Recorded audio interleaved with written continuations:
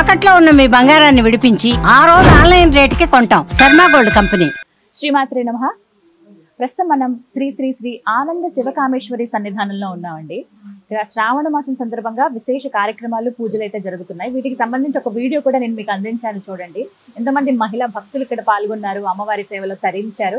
ప్రస్తుతం మనతో పాటు ఉన్నారు పీఠాధిపతులు శ్రీ శ్రీ శివకామేశ్వరి ఆనందమయ్య అమ్మ. మాతాజీతో మాట్లాడదాం. అలాగే శ్రావణ మాసానికి సంబంధించి మనకి ఎన్నో సందేహాలు ఉంటాయి కదా, అలాగే వరలక్ష్మి వ్రతం కూడా రాబోతోంది. ఈ విశేషాలన్నీ కూడా అమ్మ మాటల్లో విని మనకున్న సందేహాలు నివృత్తి చేసుకుని అమ్మ చెప్పే మాటలు కూడా విన్నాం. అమ్మకి స్వాగతం పలుకుదాం. అమ్మ నమస్కారం. శ్రీమాత్రే నమః. ఎలా ఉన్నారు? మా వరలక్ష్మి వ్రతంలో కలశం పెట్టడం ఖచ్చితంగా కొంతమందికి ఆనవాయితీ ఉంటుంది. అయితే ఈ కలశం పెట్టే విధానం ఎలా పెట్టాలి? కలశం అంటే వ్రతం పూర్తయిపోయిన తర్వాతి రోజే కదిపేయాలా? కదిపిన తర్వాత అసలు ఆ కలశాన్ని ఏం చేయాలి? ఆ కొబ్బరికాయని ఏం చేయాలి? ఆ రవిక బట్టను ఏం చేయాలి? ఇవన్నీ వివరించండి. వరలక్ష్మి వ్రతకల్పంలో కలశం చెప్పాను కదా, ఆవు పేడతో అలకాలి.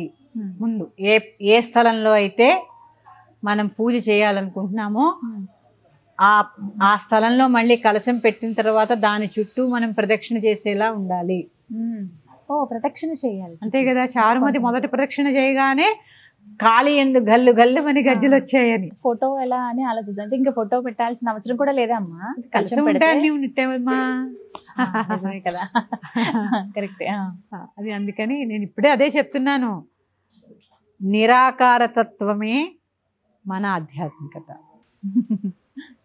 నిర్గుణమే నీ గుణము కాదా ఓ శివ, ఎందుకయ్యా ఈ తతంగమంతా, అంతయు నీవై ఉండగా ఓ శివ, ఎందుకయ్యా తోలు బొమ్మలాట, నింగి నిప్పు నేల గాలి భూమి నీవు, ఎందుకయ్యా నీకు అభిషేకము. ఎందుకు అంటే నేను నీ వాడనని నిన్ను నాలోగని కనువిప్పు కలిగించుటకు నేము. ఎందుకు ఇవన్నీ అంటే నువ్వు నాలో ఉన్నావు, నేనే నీ వాడని. అందుకని ప్రాథమికత ఇదంతా. అందుకే ఆయన మీద ఏం నీళ్ళు పోసినా ఆగవు, ఉన్నది అదే. అది తెలుసుకోవడానికే ఇవన్నీ. కానీ మనము ఏం చేస్తున్నామంటే ఇక్కడే ఇక్కడే ఇక్కడే మన చుట్టూ ఒక గిరి గీసుకుని ఇదే ఆధ్యాత్మికత, ఇదే భగవతత్వం అనుకుని ఇక్కడే ఉండిపోతున్నాం. ఇది దాటి చాలా ఉంది. దహరాకాశ రూపిణి అమ్మని చెప్పేటప్పుడు. అందుకని అక్కడ చూసే ప్రయత్నం చేద్దాం. ఇక్కడ చేస్తూ అక్కడ చూసే ప్రయత్నం చేసినప్పుడు తప్పకుండా కనిపిస్తుంది. తెలుసుకున్నాను. ఈసారి కలశమే అమ్మగా ఆరాధించుకోవాలి. కలశమే పెట్టుకుని చుట్టూ చక్కగా ప్రదక్షిణ చేసుకుని 3 సార్లు కథ అయిపోయిన తర్వాత ముందు పేడతో అలకాలి, పీట వేయాలి, బియ్యం పొయ్యాలి, అంచు ఉన్నటువంటి రవికెల బట్ట పరిచి దాని మీద కలశ స్థాపన చేయాలి. కొందరికి బియ్యం పోసే అలవాటు ఉంటుంది, పోసుకోవచ్చు, వాళ్ళ ఇష్టం. కొందరికి నీరు పోసే అలవాటు ఉంటుంది. ఎందుకు ఇవన్నీ? పంచభూతాత్మకము. బియ్యం అంటే ఎక్కడి నుంచి వస్తాయి? భూమిలోంచి వస్తాయి. పంచభూతాల్లో ఒకటి నీరు. మళ్ళీ దాని చుట్టూ ఏం వేస్తాం చూడండి, పంచపల్లవములు. అవి కూడా 5. మన ప్రాణాలన్నీ 5 పంచప్రాణములు. అమ్మ ప్రతీది మనకి అన్ని ఇంటర్ రిలేట్ అయి ఉంటాయమ్మా. కరెక్ట్. పంచపల్లవాలు ఏర్పరిచి ఖచ్చితంగా ఏర్పరచాలి. పంచపల్లవాలు కొబ్బరికాయ పెట్టి, ఒక రవికెల బట్ట పెట్టి, దానికి బొట్టు పెట్టి, పసుపు గణపతిని చేసుకొని ఆరాధన చేసుకోవడమే. ఆ కలశంలో మనం మామూలుగా గంగాజలం ఉంటే గంగాజలం, అన్ని తీర్థ అన్ని యొక్క నదుల్ని అందులోకి ఆవాహన చేయాలి. చేసిన తర్వాత కలశం ఏర్పాటు చేసుకున్న తర్వాత పూజా విధి విధానాలన్నీ కూడా చక్కగా చేసుకోవాలి. బట్టకి రంగు ఏమో ఉందమ్మా? మన ఇష్టం అమ్మా. ఒక నలుపు తప్ప, ఒక నలుపు బూడిద రంగు తప్ప.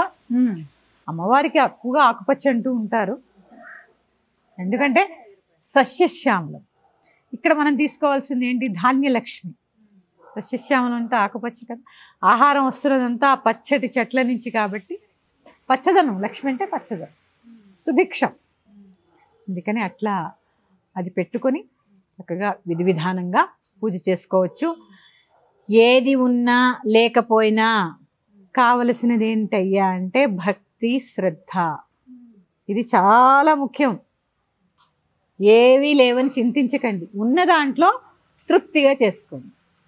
ఇక పూజ అయిన తర్వాత కలశాన్ని ఏం చేయాలి? ఇది ఒక పెద్ద సందేహం. కొంతమంది ఏం చెప్తూ ఉంటారు, లక్ష్మీదేవికి ఉద్వాసం చెప్పకూడదు అంటూ ఉంటారు. కానీ కలశాన్ని అయితే యథాస్థానంలోకి మనం తీసుకొస్తాం కాబట్టి చెప్పి ఉద్వాసం చెప్పి కదిపి ఆ కొబ్బరికాయని అలా పెట్టి కొలబెట్టేయకుండా, ఎండబెట్టేయకుండా, స్వీటే చేసుకోవాలనే నియమం లేకుండా దేవుడికి చూపించి కొట్టి ఏదైనా చేసుకుని తినేయండి. భుజించడం ముఖ్యం. భుజించడం ముఖ్యం. ఆ రవిక బట్ట కుట్టించుకొని వేసుకోవచ్చమ్మా? కుట్టించుకోవచ్చు, లేని పక్షంలో బీరువాలో దాచుకోవచ్చు. లక్ష్మీదేవిని ఆవాహన చేశారు దాంట్లో. ఎంత పవిత్రమైన తల్లి, చక్కగా బీరువాలో పెట్టుకోవచ్చు లేదా పూజ చేసుకోవచ్చు. అది మన ఇష్టం, మన ఇష్టం. ఏమీ పెద్దగా ఇది ఒకటే విషయం, భక్తి స్థానంలో భయాన్ని నింపవద్దు. లేదు, పూజ చేస్తున్నప్పుడు ఏదో చెయ్యి తగిలి ఏదో పడిపోయింది, దానికి ఏమో అయిపోతుందేమో అనుకుంటే ఎలా? అవుతూ ఉంటాయి, అప్పుడప్పుడు అవుతూ ఉంటాయి. మనం మనుషులం కదా, చిన్న చిన్న తప్పిదాలు అవుతూ ఉంటాయి. ఆవిడేం కోపగించుకోదు. పొరపాటున ఏదో తగిలింది ఏమనుకోండి, మళ్ళీ ఒక్కసారి. అందుకే మధ్యలో ఆవలింత వచ్చినా, లేవాల్సి వచ్చినా కుడి చెవుని పట్టుకుని విష్ణురు విష్ణురు విష్ణు అని 3 సార్లు చెప్పుకోవాలి. ఎవరైనా ఇలా చెప్పచ్చు? ఎవరైనా. ఎందుకంటే మన కుడి చెవిలో నదులు ఉంటాయి. కావాలంటే ఎప్పుడైనా ఇక్కడ పెట్టి చూడండి, ఆ సముద్ర ఘోషలాగా అని వినిపిస్తూ ఉంటుంది. ఆ పట్టుకుని పెట్టుకుంటే మళ్ళీ స్నానం చేసి, నదీ స్నానం చేసినటువంటి ఫలితం దక్కుతుంది. విష్ణువు అని ఎందుకంటారు? విష్ణు అనే శబ్దానికి అర్థం ఏంటి అంటే సర్వాంతర్యామి, సర్వవ్యాపకుడు. ఎక్కడైతే కనెక్టివిటీ కట్ అయిందో ఆయన కలపగలడు మళ్ళీ. అది విష్ణు అనే శబ్దానికి అర్థం. అందుకని 3 సార్లు పట్టుకుని విష్ణురు విష్ణురు విష్ణు అనుకుని మళ్ళీ ఒకసారి ఆచమనం చేసుకుని కంటిన్యూ చేసుకోండి. ఈ విధంగా కలశం విషయంలోనే ఈ సందేహం. ఆ రోజు సాయంత్రమే కదిపేయచ్చమ్మా? శుక్రవారం ఎప్పుడు కూడా కదపకూడదు.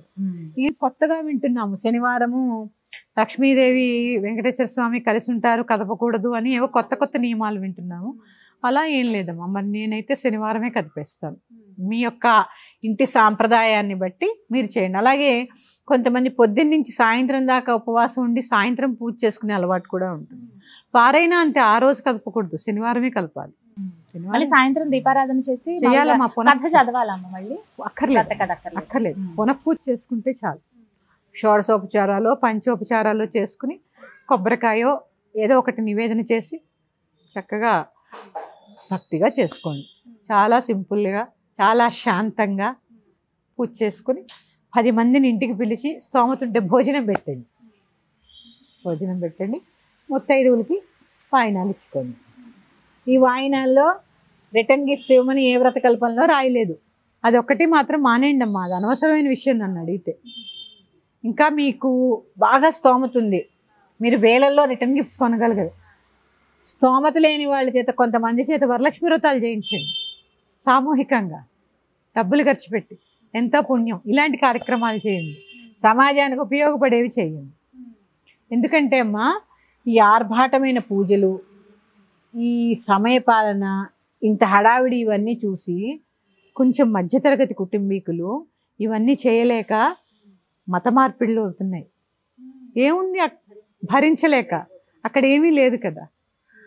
అందుకని అసలు పూజ అంటే ఏంటి, భక్తి అంటే ఏంటో తెలియజేసే ప్రయత్నం ప్రతి హిందూ తల మీద ఉంది. ఈ సంవత్సరం ఇలా పూజ చేసుకుని అమ్మవారి కృపకు పాత్రలు అవుదాము. శ్రీమాత్రే నమః. స్వస్తి. శ్రీమాత్రే.